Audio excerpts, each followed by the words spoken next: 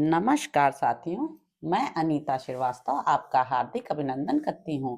श्रीमद् वाल्मीकि रामायण में आज का प्रसंग है श्री राम के यज्ञ में महर्षि वाल्मीकि का आगमन और उनका रामायण गान के लिए कुश और लव को आदेश।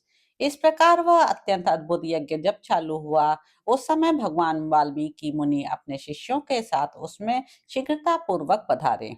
उन्होंने उस दिव्य एवं अद्भुत यज्ञ का दर्शन किया और ऋषियों के लिए जो बाड़े बने थे, उनके पास ही उन्होंने अपने लिए भी सुंदर पर्णशालाएं बनवाईं। वाल्मीकि जी के सुंदर बाड़े के समीप अन्न आदि से भरे पूरे बहुत से छकड़े खड़े कर दिए गए थे। साथ ही अच्छे अच्छे फल और मूल भी रख दिए गए थे। राजा श्री राम तथा बहुसंख्यक महात्मा मुनियों द्वारा भली भांति पूजित एवं सम्मानित हो महातेजस्वी आत्मज्ञानी वाल्मीकि मुनि ने बड़े सुख से वहां निवास किया। उन्होंने अपने हृष्टपुष्ट दो शिष्यों से कहा, तुम दोनों भाई एकाग्रचित हो, सब और घूम फिरकर बड़े आनंद के साथ संपूर्ण रामायण काव्य का गान करो। ऋषियों और ब्राह्मणों के पवित्र स्थानों पर, गलियों में, राजमार्गों पर तथा राजाओं के वास स्थानों में भी इस काव्य का गान करना। श्री रामचंद्र जी का जो गृह बना है, उसके दरवाजे पर जहां ब्राह्मण लोग यज्ञ कार्य कर रहे हैं, वहां ऋतुजों के आगे भी इस काव्य का विशेष रूप से गान करना चाहिए। यहाँ पर्वत के शिखरों पर नाना प्रकार के स्वादिष्ट एवं मीठे फल लगे हैं। उनका स्वाद ले लेकर इस काव्य का गान करते रहना। बच्चों, यहाँ के सुमधुर फल मूलों का भक्षण करने से न तो तुम्हें कभी थकावट होगी और न तुम्हारे गले की मधुरता ही नष्ट होने पाएगी। यदि महाराज श्री राम तुम दोनों को गान सुनने के लिए बुलावें, तो तुम उनसे तथा वहां बैठे हुए ऋषि मुनियों से यथा योग्य विनय पूर्ण बर्ताव करना।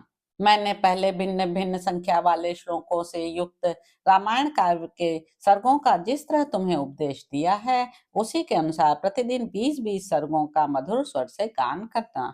धन की इच्छा से थोड़ा सा भी लोभ न करना। आश्रम में रहकर फल मूल भोजन करने वाले वनवासियों को धन से क्या काम है। यदि श्री रघुनाथ जी पूछें, बच्चों तुम दोनों किसके पुत्र हो, तो तुम दोनों महाराज से इतना ही कह देना कि हम दोनों भाई महर्षि वाल्मीकि के शिष्य हैं।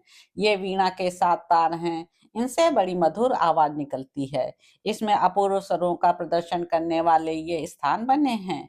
इनके स्वरों को झंकृत करके मिलाकर सुमधुर स्वर में तुम दोनों भाई काव्य का गान करो और सर्वथा निश्चिंत रहो। आरंभ से ही इस काव्य का गान करना चाहिए। तुम लोग ऐसा कोई बर्ताव न करना जिससे राजा का अपमान हो, क्योंकि राजा धर्म की दृष्टि से संपूर्ण प्राणियों का पिता होता है। अतएव तुम दोनों भाई प्रसन्न और एकाग्रचित होकर कल सवेरे से ही वीणा के लय पर मधुर स्वर से रामायण गान आरंभ कर दो। इस तरह बहुत कुछ आदेश देकर वरुण के पुत्र परम उदार महामुनि वाल्मीकि चुप हो गए। मुनि के इस प्रकार आदेश देने पर मिथिलेश कुमारी सीता के वे दोनों शत्रुदमन पुत्र बहुत अच्छा, हम ऐसा ही करेंगे, यह कहकर वहां से चल दिए।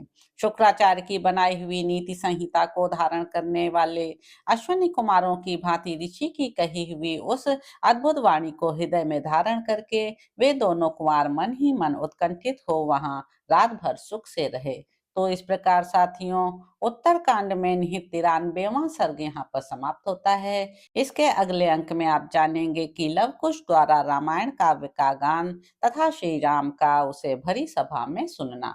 तो अब आपसे अगले अंक में मुलाकात होगी। मेरे YouTube चैनल संवाद विद अनीता को लाइक करें, शेयर करें, सब्सक्राइब करें।